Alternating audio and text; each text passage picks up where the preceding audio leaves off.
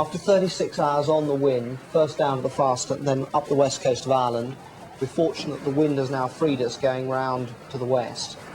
We're able to put up the asymmetrical spinnaker.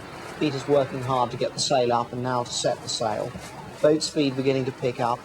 We were doing 10 to 12 knots. The speed has now picked up to 16, 18 or 19 in the surges. We went past Che and Nick and Mark Gatehouse going round the fastnet after they'd picked up some time and was going inshore. We're looking forward to getting into Barra.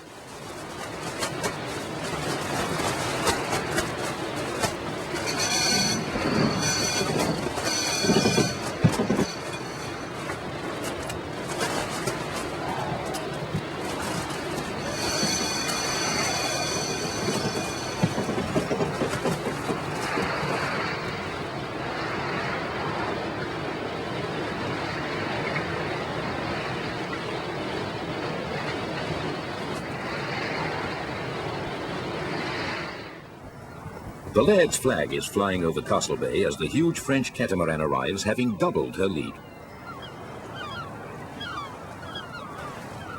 But there's a thrilling duel for second place, watched by race officials, as Richard Tolkien beats Nick Bailey by just 17 seconds after 460 miles.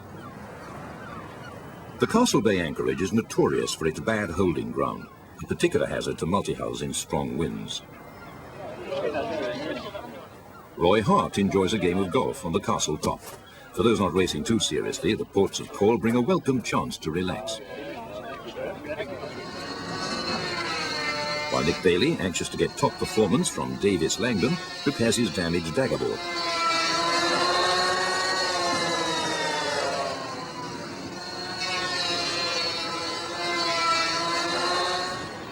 There's drama at sea aboard Mint Futures funds. The spinnaker halyard is jammed in a broken block as the big Dutch catamaran is closing a lee shore in strong wind. Baldwin Simonis and his father turn away and sail off for 2 hours trying to sort out the problem. Jonas eventually climbs the mast to free the sail.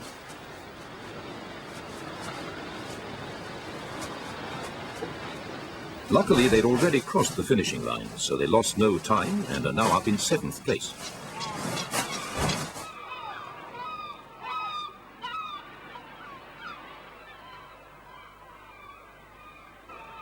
The course is now round the north of Scotland to the Shetland Isles. Saab is towed out to the start. Francois and Loic must be very relieved to be leaving Castle Bay. Their anchor dragged in a gale, nearly wrecking the boat on the rocks. Williams Lee, little over 2/3 the size of Saab, is less than 8 hours behind after nearly 700 miles at the start of the 420-mile third leg.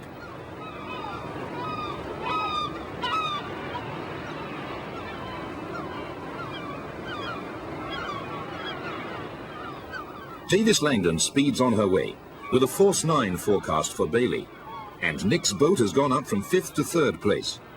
Che has withdrawn NCR from the race, and Mark Gatehouse has been delayed by his misfortunes with the salmon nets.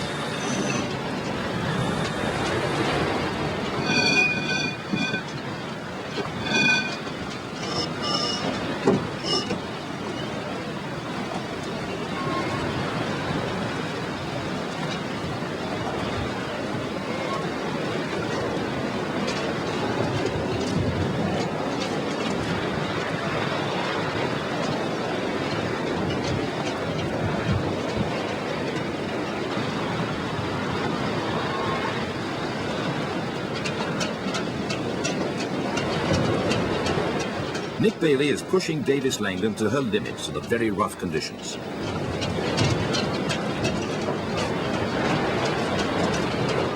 Racing very closely, boat for boat with Davis Langdon.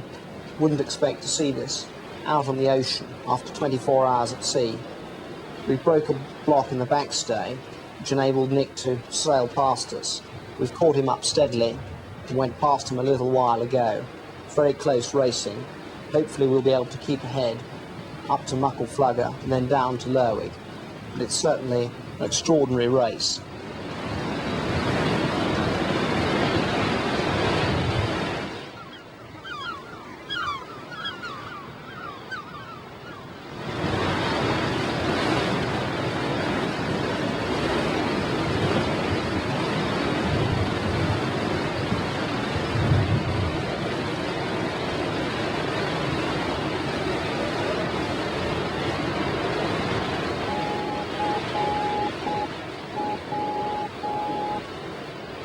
Muckleflugger Lighthouse on the Shetland Isles is the most northerly tip of Britain. This is FM 96. News and weather for the Shetland Isles. It's 8:30 and good morning. There were 2 incidents off Shetland last night involving yachts and the Observer Round Britain and Ireland yacht race. And one incident, the 30-foot trimaran Gazelle capsized 16 miles west by north of Aishines, and the crew of 2 took to the life raft. The incident was first noticed by another boat in the race, the 40-foot monohull Rogue Wave, when it reported a red flare.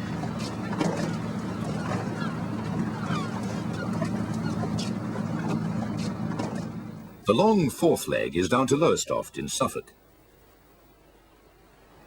As Saab prepares to leave the picturesque fishing port of Lerwick, the start of the 470-mile voyage down the east coast of Scotland and England, the wind is gusting up to gale force.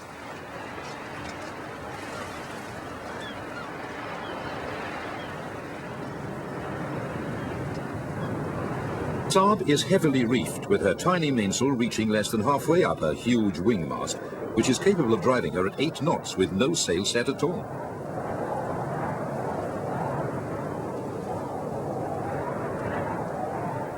Back in Lerwick, Mike Golding has safely landed after his capsize in his trimaran Gazelle. After enjoying the renowned Shetland hospitality in Lerwick, the crew of Davis Langdon prepare to do battle once more with the elements and are ready to take their toll.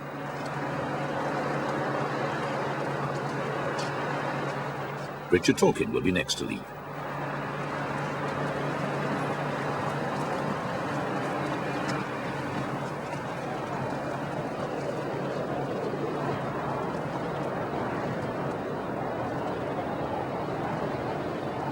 As Davis Langdon is timed over the start line, Nick Bailey gets ready to renew his duel with Richard in a gale from the northwest.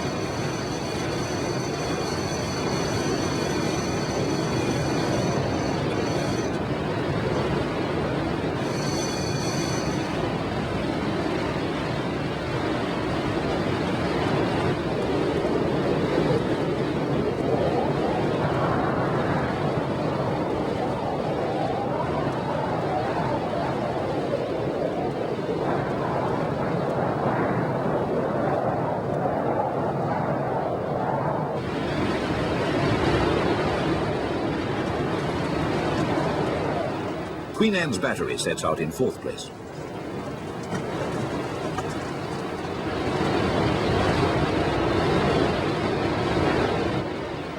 Anthony Balch is sharing a hair-raising ride with Mark aboard the lightweight, open-deck little catamaran in the very rough conditions.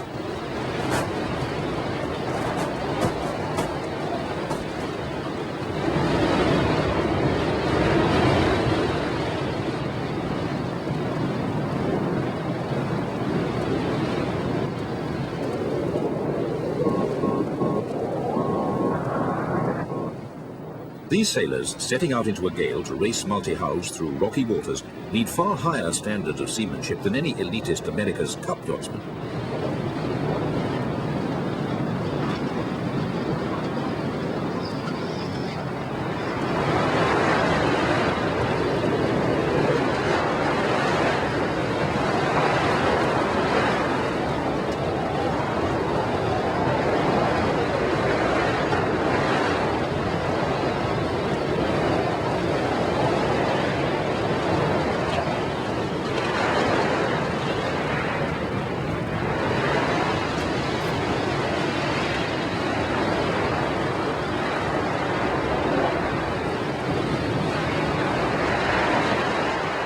In the heavy running conditions, Nick and Hervé are pushing the 40-foot trimaran harder than they've ever done before, sailing it like a dinghy. They're overjoyed to find themselves up in second place behind Saab, nearly twice their size.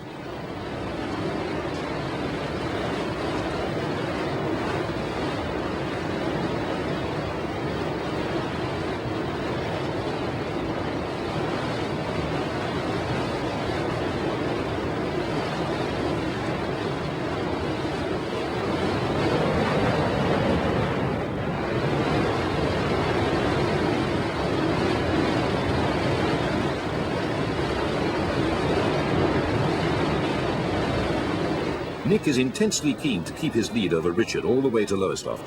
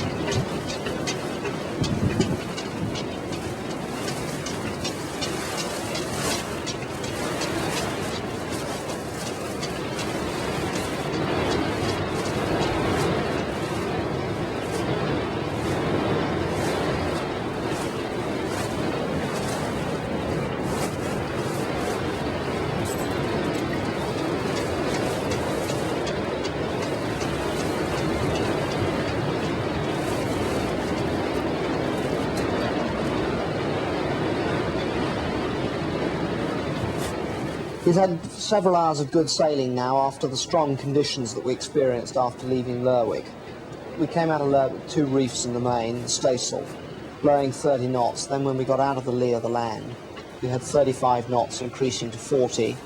The maximum wind speed we experienced was 44 knots, with quite a big sea running. The first 12 hours after leaving Lerwick, we did just under 200 miles, an average of between 16 and 17 knots. The wind then died away as we sailed from the area of low pressure.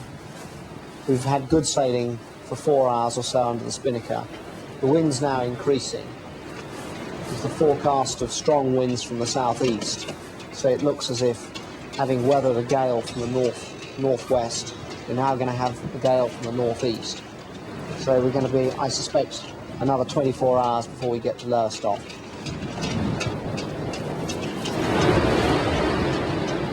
Oil rigs are a constant hazard on this lake.